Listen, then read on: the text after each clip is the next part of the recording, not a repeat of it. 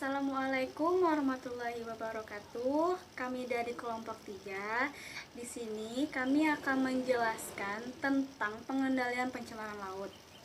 Nah, lingkungan hidup yang baik dan sehat merupakan hak bagi semua warga negara Indonesia.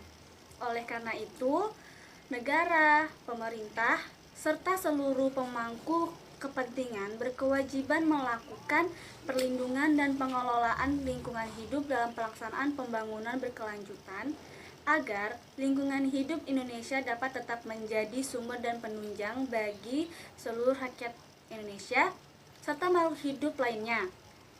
Indonesia berada pada posisi yang sangat rentan terhadap dampak perubahan iklim.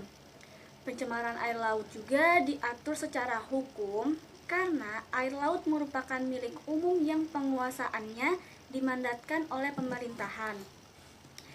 Nah, apa itu pencemaran air laut? Menurut Undang-Undang Nomor 32 Tahun 2009 tentang Perlindungan dan Pengelolaan Lingkungan Hidup, Pasal 1 Ayat 14 menyebutkan bahwa pencemaran lingkungan hidup adalah masuk atau dimasukkannya lingkungan hidup, zat atau energi dan atau komponen lain ke dalam lingkungan hidup oleh kegiatan manusia sehingga melampaui baku mutu lingkungan hidup yang telah ditetapkan. Pencemaran air laut juga perlu dikendalikan karena akibat pencemaran air ini dapat mengurangi pemanfaatan air sebagai modal dasar dan faktor utama pembangunan. Terjadinya pencemaran laut. Penyebab terjadinya pencemaran laut itu karena pembuangan limbah industri, limbah cair pemukiman, limbah cair perkotaan, pelayaran, pertanian, dan perikanan budidaya. Jumlah limbah semakin lama semakin besar dan hingga sekarang belum tentu diketahui pasti dampak lingkungannya itu secara jangka panjang atau pendek. Nah, selain dampak estetikanya yang sudah jelas merugikan, industri pertambangan merupakan industri yang tidak berkelanjutan karena tergantung pada sumber daya yang tidak terbarukan. Contoh kasusnya itu seperti pembuangan limbah ke laut yang bertahun-tahun orang itu tidak peduli dengan pencemaran laut karena volume air laut yang semakin besar dan kemampuannya yang mengencerkan segala jenis zat asing sehingga hampir tak menimbulkan dampak sama sekali. Oleh karena itu, laut dianggap sebagai tempat pembuangan limbah. Namun, pandangan tersebut mulai berangsur-angsur berubah. Hal itu disebabkan antara lain karena limbah yang dibuang ke laut semakin lama semakin banyak dan dalam konsentrasi tinggi sehingga akibat pencemaran lingkungan pada skala lokal terjadi.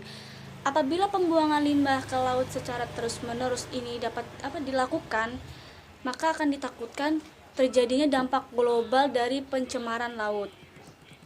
Dampak pencemaran lingkungan itu gejala umum pencemaran lingkungan akibat limbah industri yang secara tampak adalah berubahnya keadaan fisik maupun peruntukan sesuatu lingkungan. Air sungai atau air sumur sekitaran lokasi industri pencemaran yang semula awalnya jernih berubah menjadi keruh, berbuih dan berbau busuk sehingga tidak layak dipergunakan lagi oleh masyarakat sekitar untuk mencuci, mandi, apabila untuk bahan baku air minum. Terhadap kesehatan warga masyarakat sekitar juga dapat ditimbulkan penyakit dari yang ringan seperti gatal-gatal pada kulit dan masih banyak lagi. Hampir di seluruh wilayah Indonesia terjadi pencemaran industri dalam berbagai skala dan dalam berbagai bentuk. Nah, sejak awal berdirinya sektor industri seringkali menimbulkan masalah, misalnya lokasi pabrik yang dekat dengan pemukiman penduduk, pembebasan tanah yang bermasalah, dan tidak dilibatkannya masyarakat dalam kebijakan ini.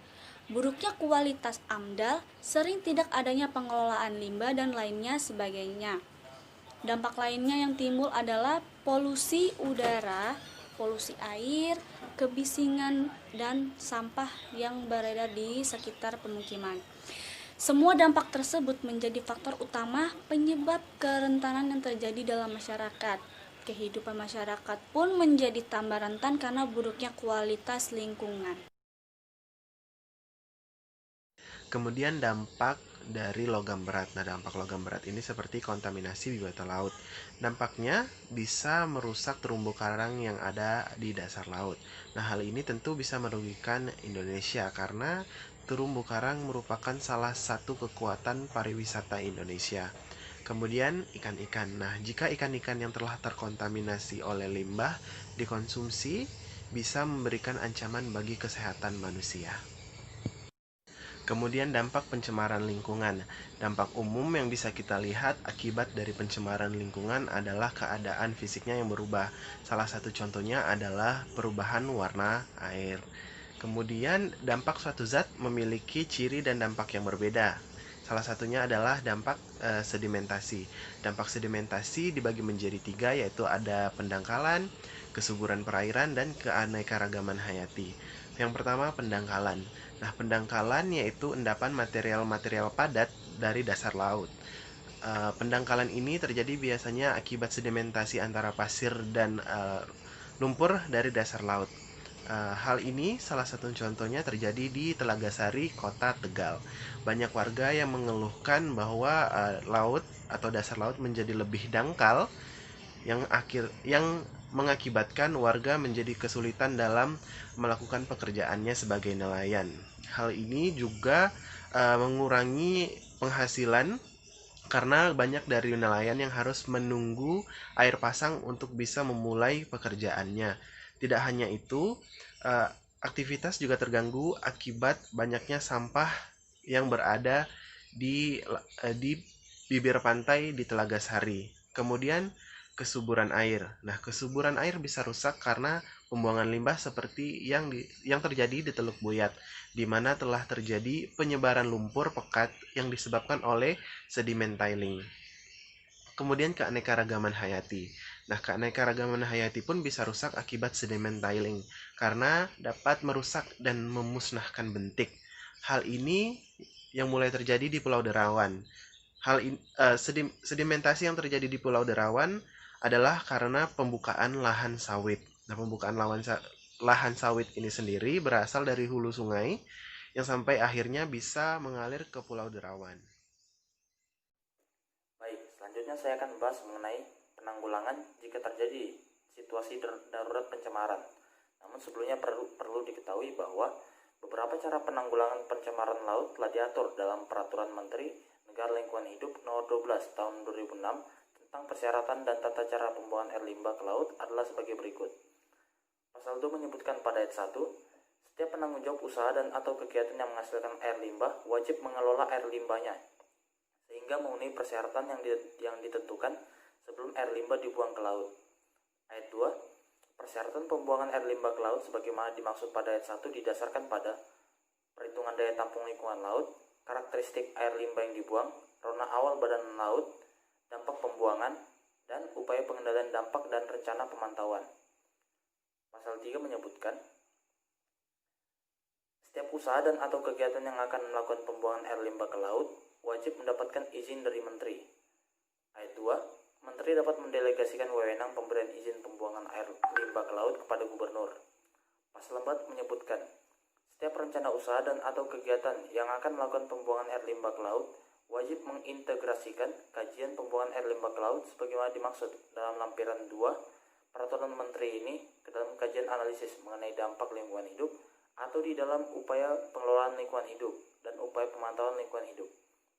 Bagi industri yang pada saat ini belum memiliki instalasi pengolahan limbah dan kemudian menyebabkan kasus pencemaran terhadap lingkungan di sekitarnya, diwajibkan pengusahaan penanggulangan darurat sambil mempersiapkan penanggulangan yang permanen. Penanggulangan darurat tersebut meliputi usaha-usaha berikut.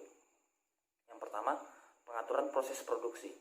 Operasi dari beberapa proses produksi yang mengeluarkan beban pencemaran seperti pemasakan, pemutihan, dan pencelupan untuk sementara dihentikan atau dikurangi intensitas kerjanya. Yang kedua, pengelolaan air buangan secara darurat. Apabila operasi produksi tidak mungkin diatur seperti yang dijelaskan sebelumnya, maka industri tersebut secepatnya harus melakukan usaha pengendalian pencemaran air secara darurat. Di antaranya yaitu netralisasi air buangan alkalis, netralisasi sisa klor dari zat pengelantang, penampungan dengan bak sisa-sisa pencelupan, dan yang terakhir, perlu diketahui bahwa apabila usaha-usaha tersebut tidak mungkin dilaksanakan, maka industri tersebut diwajibkan untuk menampung air buangan pada mobil-mobil tangki dan diangkut untuk kemudian dibuang ke tempat-tempat yang ditentukan oleh instansi yang berwenang pada pemerintah daerah. Yang ketiga, industri bersangkutan harus memberikan laporan. Industri yang bersangkutan harus segera memberikan laporan kepada instansi-instansi yang berwenang pada pemerintah daerah, yaitu perindustrian, pengairan, dan kesehatan, dengan tembusan kepada Direktorat Penyelidikan Masalah Air dan instansi lain yang dianggap perlu. Yang keempat, ganti rugi dari industri bersangkutan. Apabila kasus pencemaran tersebut mengakibatkan kerugian kepada lingkungan di sekitarnya, maka industri diwajibkan mengganti kerugian. Hal ini berdasarkan pada prinsip pencemar membayar pada UU Nomor 32 Tahun 2009. Selain ganti rugi terhadap suatu pelanggaran pencemaran, Direktur Jenderal diwenangkan untuk menghentikan sementara sebagian maupun seluruh kegiatan usaha yang jelas-jelas menimbulkan gangguan dan pencemaran tata lingkungan hidup. Sebelum dilakukannya pemberhentian sementara, sebagian ataupun seluruh kegiatan usaha terlebih dahulu perlu dipertimbangkan pendapat tertulis dari pihak-pihak yang berkepentingan dengan masalah tersebut. Ya, selanjutnya saya akan menjelaskan tentang peraturan perundang-undangan. Pada Undang-Undang 32 Tahun 2009 tentang perlindungan dan pengolahan lingkungan hidup, bahwa undang-undang ini adalah jaminan kepastian hukum memberikan perlindungan terhadap setiap orang untuk mendapatkan lingkungan hidup yang baik dan sehat, bagaimana perlindungan terhadap keseluruhan ekosistem. Secara umum, masalah-masalah tersebut dikelompokkan dalam 3 hal, sesuai pasal 1 butir 14 Undang-Undang 32 tahun 2009 tentang perlindungan pengolahan lingkungan hidup. 1. Adanya pencemaran lingkungan hidup, pemanfaatan lahan secara salah, dan pengerusakan atau habisnya sumber daya alam natural resource. Yang kedua, pencemaran lingkungan hidup dalam bentuk pencemaran air yang meliputi sungai dan danau, pencemaran laut, pencemaran udara, dan kebisingan. Oleh sebab itu, dalam UU PPLH mengenal berbagai rezim hukum yang mengatur dan pengendalian pencemaran wilayah perairan laut.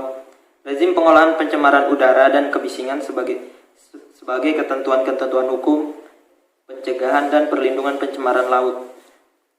Salah satu dari beberapa sumber pencemaran laut sebagaimana ditetapkan dalam the Third United Nations Convention on the Sea. Yang ketiga adalah kegiatan dari daratan. Sumber pencemaran laut dari daratan terdiri dari sektor industri, kegiatan sektor pertanian, pemukiman, dan sektor perkotaan. Yang ketiga, limbah dari sumber-sumber ini masuk dalam saluran air sungai yang akhirnya berakhir di laut sehingga dapat menimbulkan pencemaran. Dengan adanya rezim hukum yang mengatur pengadilan dan pencegahan pencemaran air berasal dari antara lain sektor industri yang sangat berpengaruh positif terhadap pengendalian dan pencegahan pencemaran perairan laut. Pencemaran laut mempunyai dimensi nasional, maka pengadilan dan pencegahannya harus berdasarkan pada konvensi atas kerjasama internasional dan regional. Rezim hukum yang mengendalikan pencemaran lingkungan berlaku secara nasional dan internasional. Dimensi tersebut meliputi pencemaran air, pengendalian pencemaran, dan pengerusakan laut yang diatur dalam Undang-Undang 32 tahun 2009 tentang Perlindungan dan Pengolahan Lingkungan Hidup atau PPLH. Ada beberapa penjelasan yang dilakukan oleh teman saya. Kita telah mengetahui dampak dari pencemaran lingkungan laut. Sebaiknya kita tidak melakukan hal-hal yang dapat menimbulkan pencemaran laut tersebut. Di sini saya akan memberikan beberapa solusi untuk tidak melakukan pencemaran laut. Yang pertama, tidak membuang sampah sembarangan.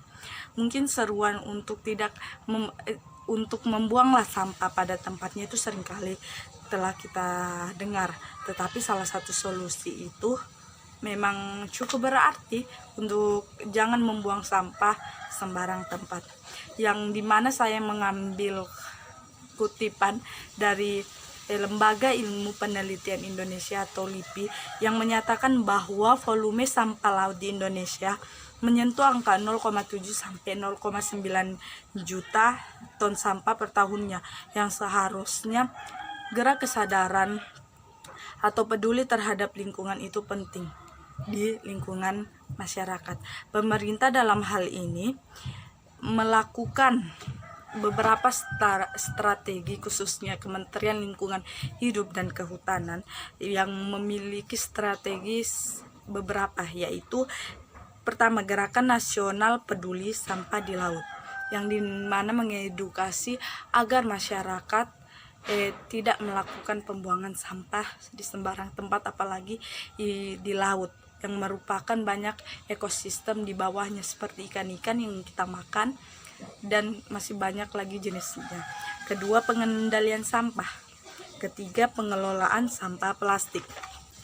Selanjutnya di sini industri bersangkutan harus mengelola limbahnya, di mana seharusnya perusahaan itu harus proaktif mengevaluasi limbah yang mereka hasilkan dan menentukan cara terbaik untuk mengelola suatu peraturan pemerintah yang berlaku, yang dimana kita ketahui peraturan pemerintah dalam menerbitkan izin itu harus mengelola dengan syarat harus perusahaan tersebut harus mengelola limbahnya agar tidak mencemari lingkungan. Saya akan memberikan solusi seperti seharusnya perusahaan itu yang pertama membentuk tim pengelola limbah, yang dimana tim pengelola limbah bertanggung jawab untuk mengenangani dan mengelola limbah di setiap area produksi dan untuk keseluruhan industri.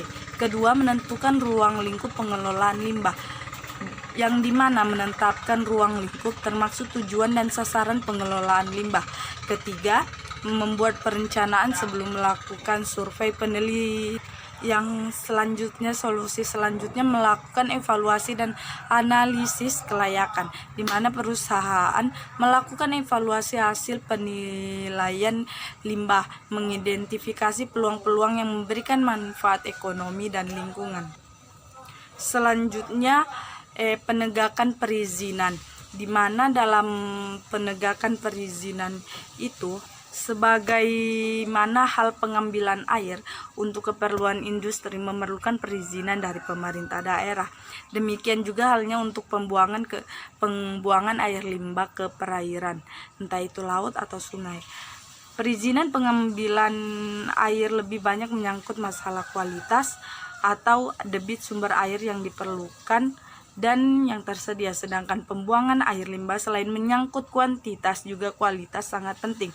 Untuk keperluan tersebut industri dan pemerintah memerlukan konsultasi teknis dengan laboratorium air. Mengingat hal tersebut betapa pentingnya mengajukan izin pembuangan air sebagai pelengkap izin lokasi dan izin usaha. Nah, jadi menegakkan perizinan dalam mengelola air limbah itu sangat penting bagi perusahaan agar tidak mencemari lingkungan tersebut. Selanjutnya pada slide ini ada syarat pembuangan air limbah. Saya merujuk kepada Peraturan Menteri Kesehatan Nomor 32 Tahun 2017 tentang standar baku mutu kesehatan lingkungan. Maka pembuangan air limbah harus memenuhi persyaratan kesehatan, yaitu air yang digunakan harus terlindung dari sumber pencemaran, binatang yang membawa penyakit, dan berpotensi sebagai tempat perkembangbiakan bakteri atau virus. Kedua, air yang digunakan aman dari kemungkinan adanya kontaminan. Ketiga, air yang digunakan tidak boleh ada koneksi silang dengan pipa air limbah di bawah permukaan tanah jika menggunakan air perpipaan. Keempat, sarananya terlindung dari sumber terjadinya kontaminasi atau jika berasal dari selain air perpipaan. Kelima, jika menggunakan pengelolaan air limbah secara kimia, maka diwajibkan untuk menggunakan jenis bahan kimia dengan dosis yang tepat.